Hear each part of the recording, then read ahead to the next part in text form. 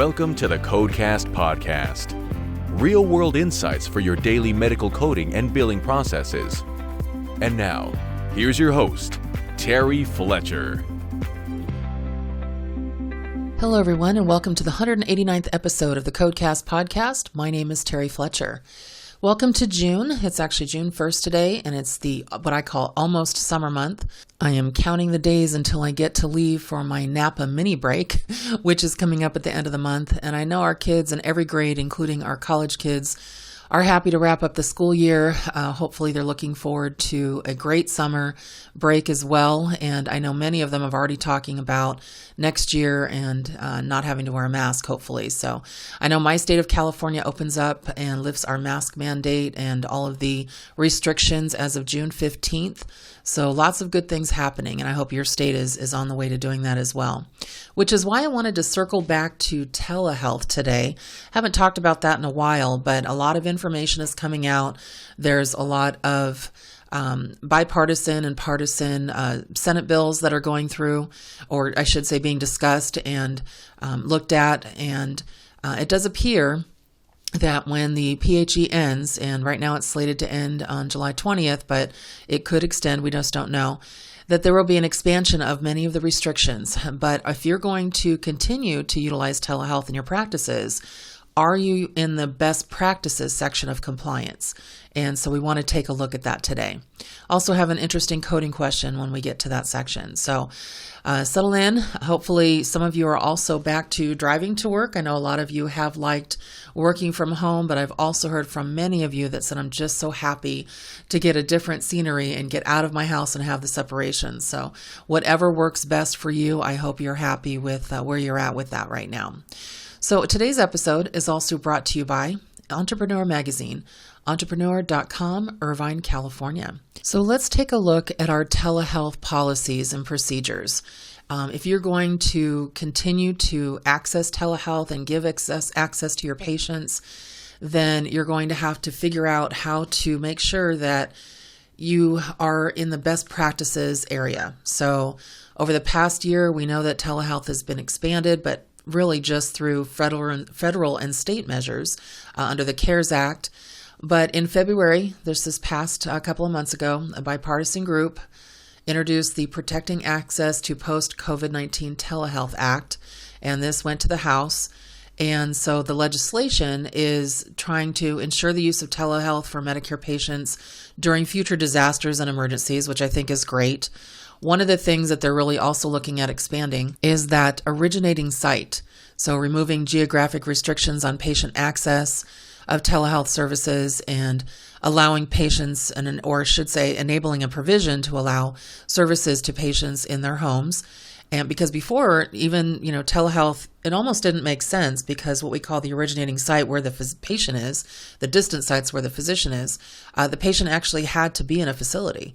So if they were, in a rural area, they had to actually drive to a critical access hospital or an outpatient hospital to get their telehealth services. Also, they want to ensure provision of telehealth, again, in those federally qualified health centers or rural health areas. But these rules are evolving, and there's a lot of legal advisors that are looking at changes beyond the pandemic. But health information management, this is going to play a critical role in creating these new policies, and there will also be challenges. And obviously, there's no turning back from telehealth. There's going to be something that's going to be out there. The only thing I don't like it is when somebody says, telehealth was used between 50 to 175% increase during the pandemic. Well, of course it was. That's a silly report.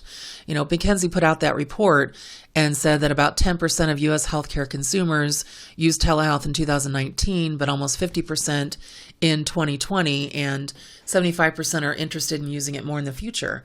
Well, if it's paid, of course, but they didn't have a choice. Either close your office or use it. So when I see these reports, I just say, well, you're kind of given a false understanding of what's going on because we didn't have a choice.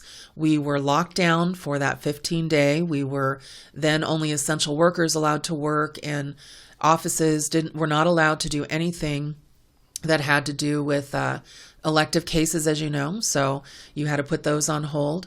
And so even though they talk about how, great it's been, there's also been some downfalls. There's been patients who are using it for convenience instead of for efficacy, so for effectiveness, and that's a problem. I know I've mentioned my father-in-law before, but to miss a Hodgkin's lymphoma diagnosis from an abscess in the inner thigh and just tell him it was a rash because he couldn't get into the office, and then on the video of the telehealth wasn't clear enough, and so he ended up passing away that year because the surgery was too late.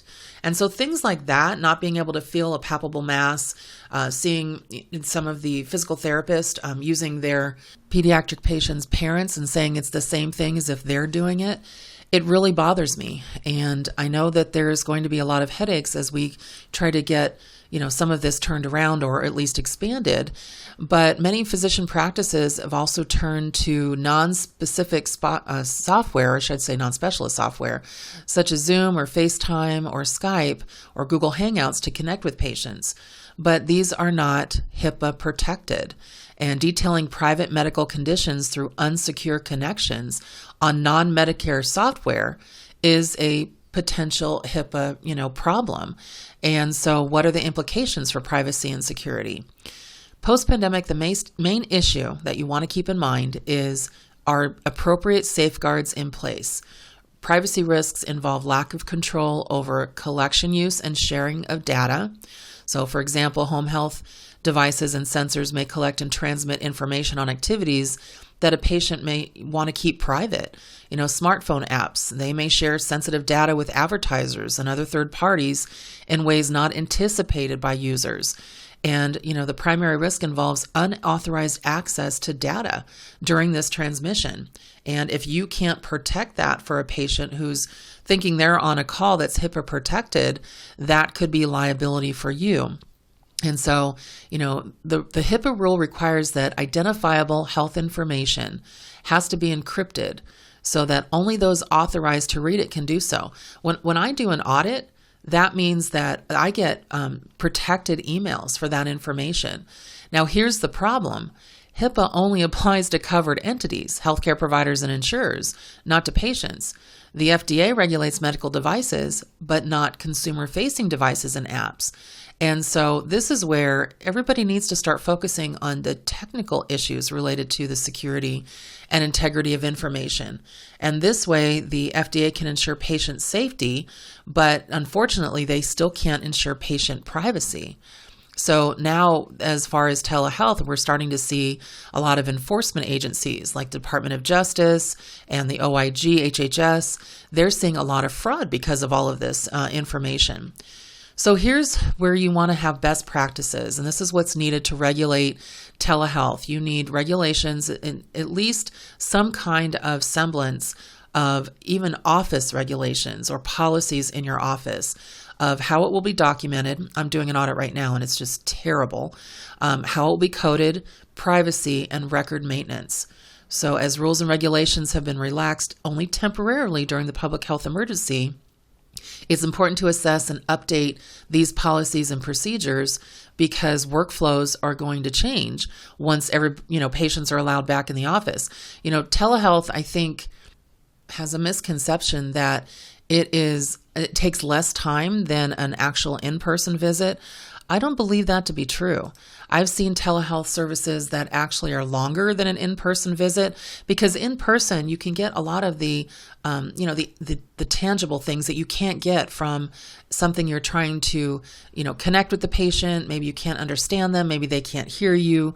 And there's just no face-to-face. So the interaction is different. And so you really have to, look at how is this going to be better or at least equal to an in-person visit. And that's where my issue is. I see so many advocates for telehealth, and I'm a proponent for it, but I'm a different. Advocacy and proponency is different. Proponent means I'm absolutely pro telehealth for certain things. I think mental health absolutely needs it. I think there are certain specialties that need to have that. But we already have in place virtual check-ins. We have, temporary G codes that have nothing to do with the public health emergency. I say temporary because they're G codes and they're used for Medicare. And you never know if they're going to switch to a CPT code. But we do have certain things that we can get telehealth and even audio-only services for patients. But the thing is that it's not the state right now is under the public health emergency, and it's too expanded. So now is the time to reevaluate, update, and you also probably should re-educate to incorporate into your practices the expanded use of telehealth. And I'm just going to give you some recommended guidelines to consider when you try to strengthen your organization's policy and procedures, because I can almost guarantee that it's going to be expanded in some way, probably a lot more than I even want it to be, because, and I say this from a strictly compliance and patient advocate standpoint, I want patients to be protected.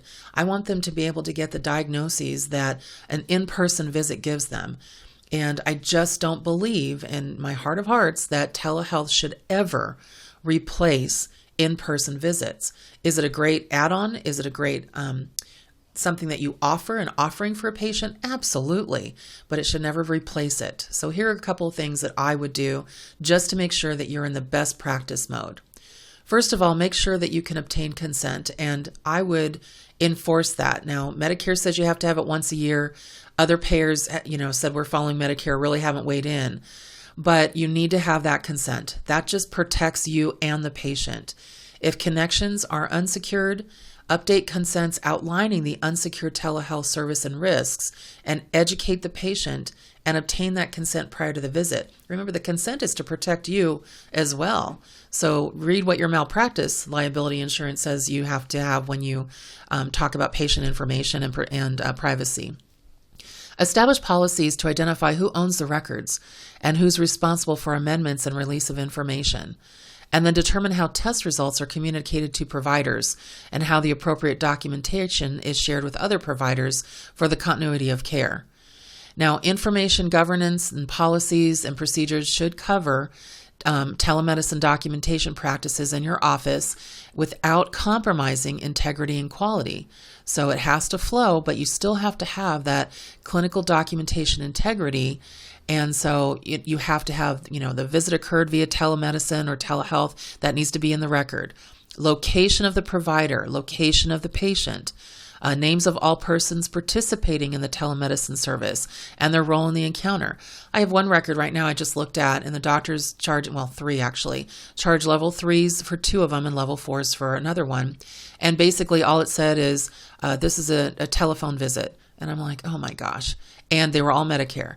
And then one of them actually said, this is a telehealth, gave me no time, no information, nothing that even said what kind of platform they were using. So I had to call the practice, figure out what's going on. Turns out patient was only on the phone. There wasn't any video. And so that's where it becomes a problem if you aren't specific, because somebody who's auditing can find out, and you'd rather have me auditing you than the OIG walking in. You want length of time of the consultative visit and a notation, okay, of what is part of that encounter. Different diagnoses, active diagnoses, prognosis, risk-benefit of treatment, any kind of instructions to the patient, and then if there's any other coordination of care. When we get into orders, those should include the review or order of a clinical lab test or x-rays or medical tests or old records. Remember, you are still, especially if you're billing an audio-video visit under the 2021 E&M guidelines, you have to make sure that the documentation looks the same as it does in the office. Obviously, a history and physical makes it easier because it isn't required as far as a specific one, but what is required is a problem-oriented history and physical. So you still have to put something in there that discusses why you couldn't do a physical, and get what you can from the visual. If it just says deferred because of telehealth, that's not going to fly. I'm going to say, so you didn't see the patient on the video portion, And they said, well, we just didn't do any kind of exam. I said, so the patient didn't have a blood pressure, cuff. The patient didn't have a scale. The patient didn't have any of those devices to be able to take even vitals. You couldn't see the patient to give any kind of constitutional exam. You couldn't ask the patient questions under neuropsych to see if they were oriented to time, place, person. I don't buy it. You have to have something in there that reflects at least a brief exam. And then how is your telehealth kept? Do you have that documented note? Were Zoom readings recorded? Were they stored? Who has access? So there's no federal retention requirements for telehealth visits, and I have started to see some people recording them, which I don't know if I agree with. If you're recording somebody in their home and somebody walks by doing something that is private, is that appropriate? So this is where you really have to keep in mind that it's a compliance issue as well as a best practices issue. So it's important that if you're going to continue with telehealth as we move into the post-pandemic here shortly and post-PHE, what is it going to look like for your practice? How are you going to set that up? And you always need to revisit it. Remember those consents that were good for a year? We're coming up on a year. Some of you have probably passed a year and you're thinking, oh shoot, we are already in month 16? So it's really important to make sure that you have that information handled and that you are not just going with the flow and this is the way we've always done it. This is one of the number one fraud issues right now with the OIG. They post something to LinkedIn and social media every day on the millions of dollars that they are taking back from telehealth and COVID-19 fraud issues. So it's not if, it's when you get an audit on this. So I just wanted to kind of give you a heads up on what your future could look like if you continue with telehealth. And if you feel that it's good for your practice, feel free to do that for sure, but make sure that you have now revisited what works, what doesn't, and instill some policies and procedures moving forward. Okay, let's talk about our coding question. So a question came up with regard to RNs, and I thought this was interesting. So it was from one of my Coding Corner clients in San Diego. And it says, "Good morning, Terry. I've done a little research and wanted to make sure my thought process is correct before I respond to my urologist on verifying if we would be able to bill for a CFNA services for his robotic services at the hospital. And it's because his PA was injured in the operating room and is going to be out for a while." Okay, so what the question was can we use a RNFA, and I think that she just misspelled the information, thinking it was certified, for those services, which is an RN First Assist, and can we use that in place of the PA? Well, the information that she gave me talked about a certified nurse anesthetist, so a CRNA, not an RNFA. And so it was an interesting response because I thought, how many people might be doing this? And so I'm going to shout out Marcia here. She knows I'm talking about her, and she's okay with that. But an RNFA, this is an RN who's taken classes and is now certified to first assist in surgeries that allow for an assist. But remember, Medicare credentials only physician assistants, PAs, nurse practitioners, and clinical nurse specialists as assistants at surgery for the purpose of orthopedic, urological, gynecological, or general surgery. Assistant claims are reported in the PA and CNS name with the AS appended. It can be on the same claim form as a physician if they are employed by them. Medicare will reimburse, if the payment is allowed for an assist, the practice at 13.6% of the surgeons allowable for the primary procedure. Other payers may or may not follow Medicare rules, and reimbursement and claim submissions need to look at contractual agreements. But the big thing, and I responded back to let the urologist know, is that RNFAs are not credentialed by Medicare or other payers. And so you would not bill or expect to be paid for their work by any Medicare payer. Now, will other payers' rules differ from that? They might, but the only option you have as far as a modifier would be 81, which is minimal assistant, and very rarely is that covered. I use that sometimes with certain workers' comp carriers, but that's only if I know that they will cover and assist on a certain surgery. So be careful when you're using acronyms for, certified nurse anesthetist versus RNFA, the RN First Assist versus just making sure that you're understanding the difference between RNs, nurse practitioners, nurse anesthetists. I think that the term nurse gets overutilized and incorrectly utilized sometimes, and we don't want you to do that because that would just become a nightmare. So hopefully that information went to that provider accurately.